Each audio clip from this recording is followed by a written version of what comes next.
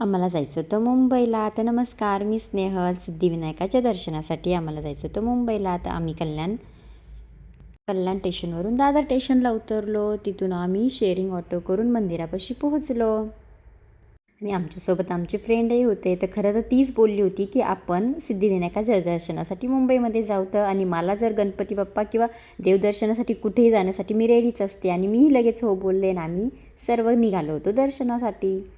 गणपती बाप्पाच्या दर्शनासाठी आम्ही लाईनमध्ये उभं राहिलेलो होतो आणि आम्ही मुखदर्शनच घेतलं, कारण लहान मुलं असल्यावर ते खूप त्रास देतात गर्दीमध्ये आणि ती भरपूर होती तशी. आमचं दर्शन झालं, दर्शन घेतलं, बाहेर आलो. थोडंसं दादर मार्केटमध्येही फिरायचं होतं. दादर मार्केटमध्ये फिरलो, शॉपिंगसुद्धा केली. परत घरी जायला निघालो असं, कारण मुलंही फार बोर झालेली होते. आता खूप वेळ आम्ही दुपारपासून गेलेलो होतो, आज संध्याकाळ झालेली होती आणि असं घरी आलो. पिऊ बघा आमची किती खुश झाली, ती तिच्यासाठी हे हेडफोन्स घेतले म्हणून. तिच्या पप्पाचे ऑफिसचं काम चालू होतं. चला बाय, भेटूया.